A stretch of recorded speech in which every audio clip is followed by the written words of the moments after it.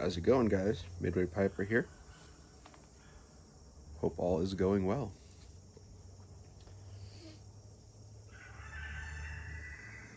Some little annoying yappy dog in the background. Don't know whose it is, don't know where it's coming from, but it is kind of annoying. And I swear the rooster wasn't crowing about a damn thing till I came out here. What can you do? Oh, happy Saturday.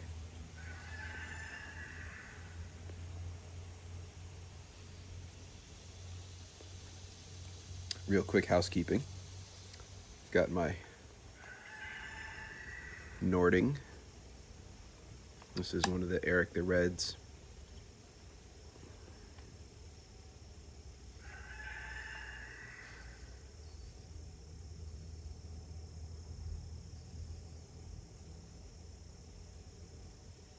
Yeah, I don't know, they don't have any shape models, I don't think, but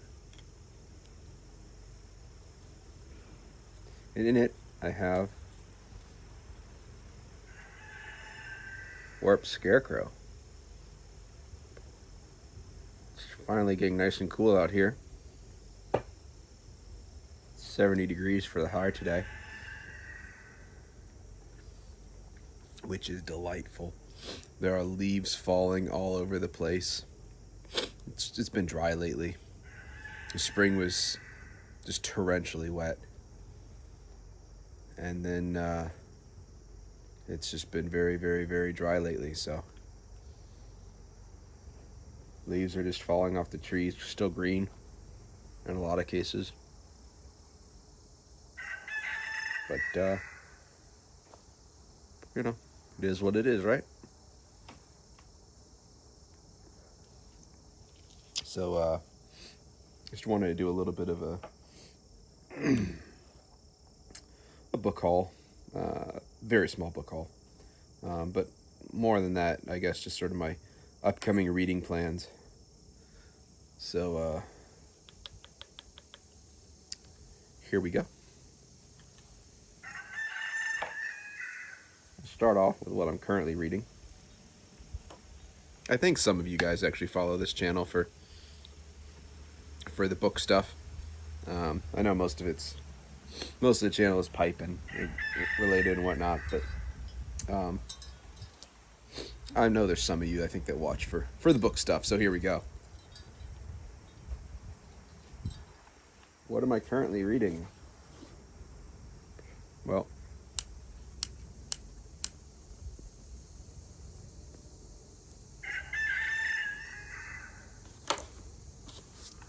The Tycoons.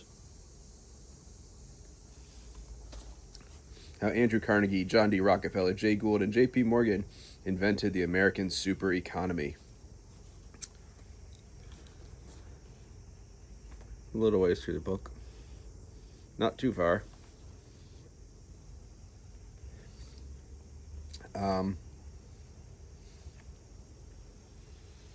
So far, I'm disappointed. It is apparent that the author is well researched. He knows a lot about the times, but so far has yet to weave a narrative that links things together.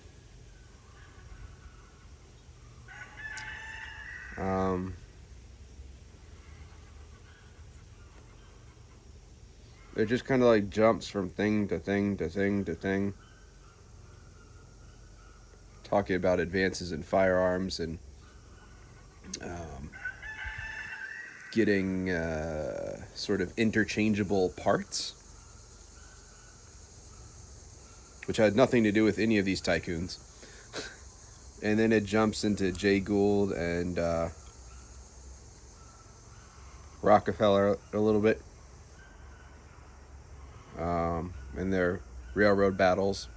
Talks about Gould some more in his attempt at cornering the gold market. It just jumps from thing to thing to thing to thing. There's a little bit about J.P. Morgan in there, a little bit about Rockefeller. Nothing about Carnegie yet. I do believe that's coming up. It has the potential to be a really good book, but so far, and again, I'm that far into it. I'm not very happy with it, but I'll finish it, and it'll be what it is. I almost picked up the Andrew Carnegie biography to read that instead, but I didn't. I was hoping for something to round out the times a little bit better, and I don't think this is going to end up being it, but anyways. The Tycoons, I'll let you know as I finish it and move on to other things, whether it's worth it or not, but so far, my answer is going to be no. Not so bad that I'm not going to finish it, though. How much will I absorb? That's a different question. But, So once I finish that, the other book I want to get started on is that Andrew Carnegie biography. But to be perfectly honest, I've read a lot of nonfiction stuff lately. And I want something a little faster moving, hopefully with a bit more of a storyline to it. And the Carnegie biography, I think I mentioned in a previous video, it's like 800 pages. So it's like a 32-hour audiobook. And I'm just not super eager to jump into that right away. I want to, but I think I feel like mentally I need something different. So I brought out one book that I already had as an option. And then the other 3 books I actually just picked up today. Let me go over real quick the book I had.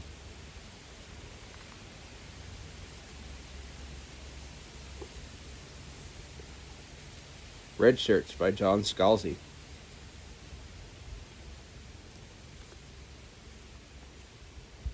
Now, I am a fan of what I've read from John Scalzi.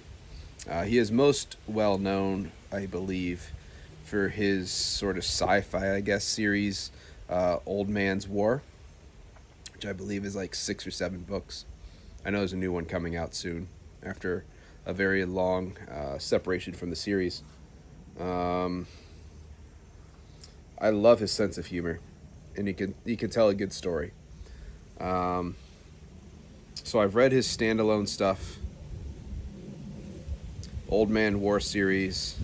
I have the first book in. And then this one, I guess it's not quite related to the Old Man War series, but it's sort of along the lines of what that's going to be about. So I figured before I get myself involved in a series, I may as well make sure that I like his writing and the style. So what is it about? Ensign Andrew Dahl has just been assigned to the Universal Union capital ship Intrepid, a flagship of the Union since the year 2456. It's a prestige posting with the chance to serve on away missions alongside the starship's famous senior officers. Life couldn't be better until Andrew begins to realize that 1. Every away mission involves some kind of lethal confrontation with alien forces, and 2. The ship's senior officers always survive these confrontations, and 3. Sadly, at least one low-ranking crew member is invariably killed. Surprisingly, the savvier crew members below decks avoid away missions at all costs. And then Andrew stumbles on information that transforms his and his colleagues' understandings of what the Starship Intrepid really is, and offers them a crazy, high-risk chance to save their own lives.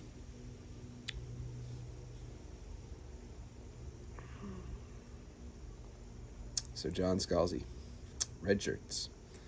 That sounds like it should be pretty fun.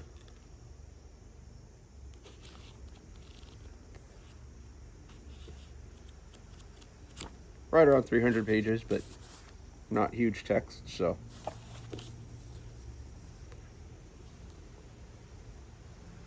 Maybe I'll start reading this one as a physical read shortly. Maybe that's what I'll do. I don't have a physical sit down and read book right now, so maybe that'll be it. Yeah.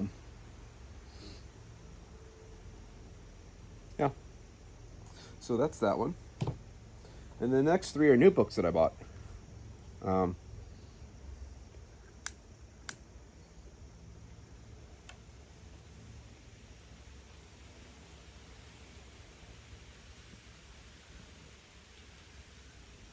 I got an email from Barnes & Noble this morning. They had a 50% off section for hardcovers.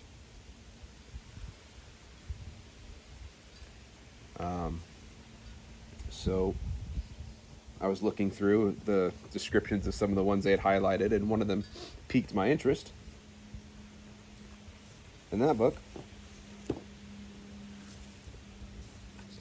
Wake Up and Open Your Eyes by Clay McLeod Chapman. McLeod, I guess.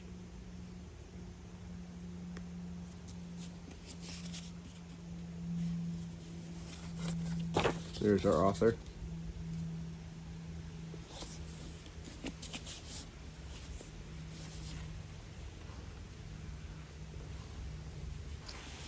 Noah Fairchild has been losing his formerly polite Southern parents to the far-right cable news for years.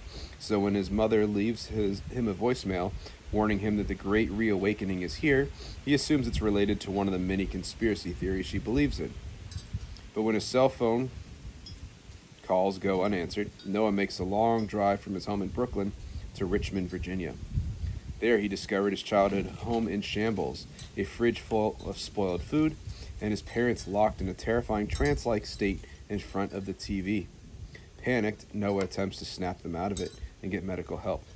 Then Noah's mother brutally attacks him, but Noah isn't the only person to be attacked by a loved one. Families across the country are tearing each other apart literally as people succumb to a form of possession that gets worse the more time they spend glued to cable news or falling down internet rabbit holes. In Noah's Richmond-based family, only he and his young nephew Marcus are unaffected. Together, they must race back to the safe haven of Brooklyn. But can they make it there before they fall prey to the violent hordes? This ambitious, searing novel from one of horror's modern masters holds a mirror to our divided nation and will shake readers to the core. So, sounds interesting. It's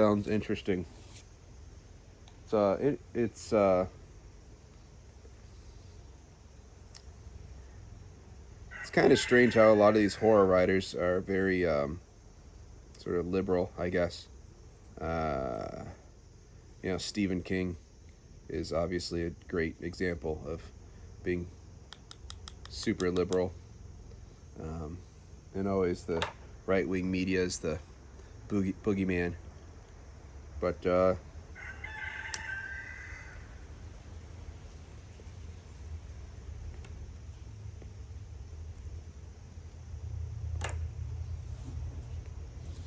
this was on sale. And sounds good. So looking forward to getting into that. I picked up one other book by him while I was there. The Remaking.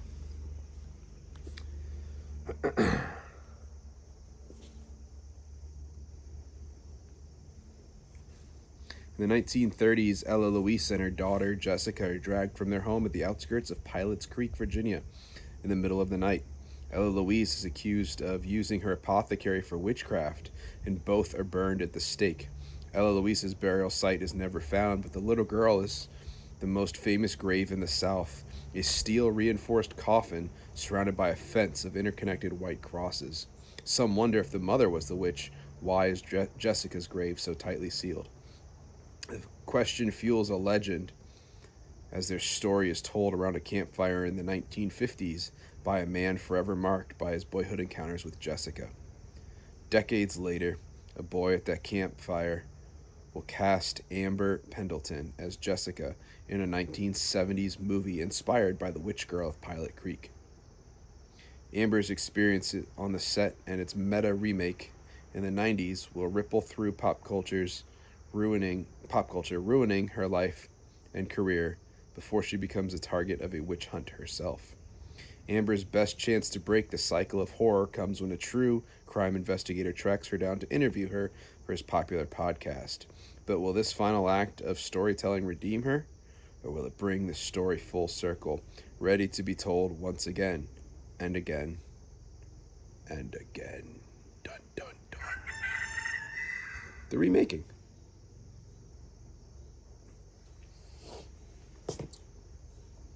That was not on sale. But sounded kind of interesting. So there we are. One last book. Picked up. It was on sale as well.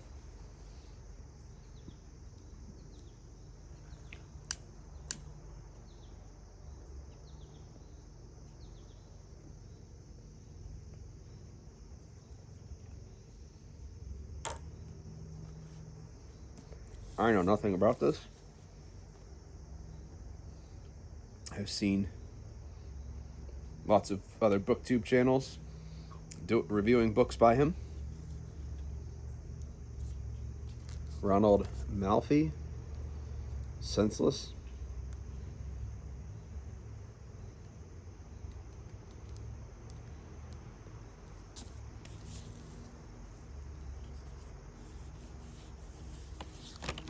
Pretty cool.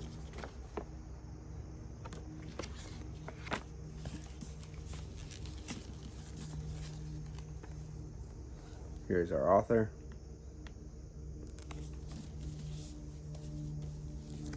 Bram Stoker Award finalist.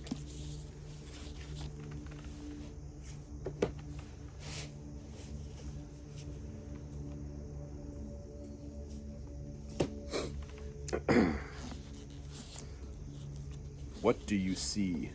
When the mutilated body of a young woman is discovered in the desert on the outskirts of Los Angeles, the detective assigned to the case can't deny the similarities between this murder and the one that occurred a year prior. Media outlets are quick to surmise this is the working of a budding serial killer. But Detective Bill Rennie is struggling with an altogether different scenario, a secret that keeps him tethered to the husband of the first victim. What do you hear?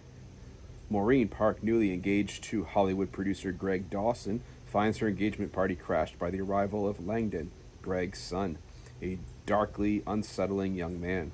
Landon invades Maureen's new existence, and the longer he stays, the more convinced she becomes that he may have something to do with the recent murder in the high desert.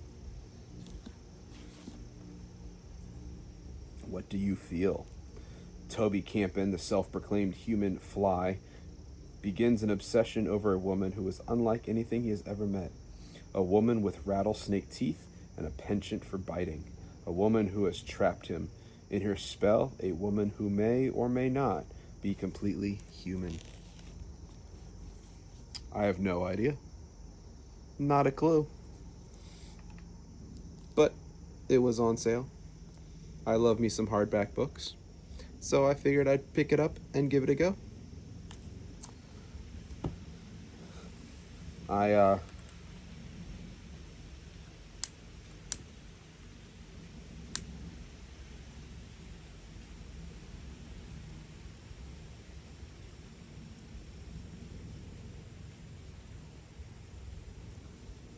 Like I said, I'm growing tired of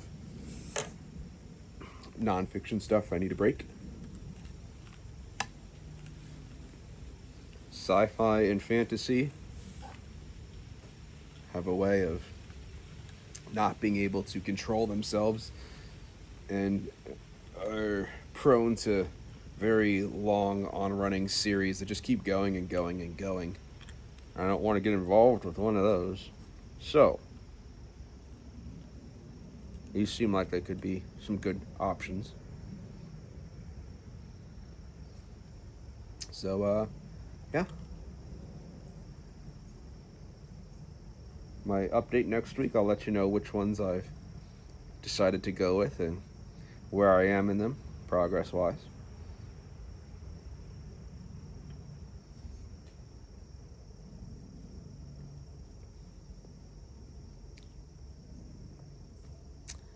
And yeah, that's about it. Go back to work tomorrow. I have most of Monday off. I'll go in for a couple hours probably for the holiday. And then school starts here on Tuesday. Get back into some routine. That'll be good. And life will continue on. So that all being said, thank you guys for tuning in if you did. And I'll see you in the next video. Have a good one. Bye.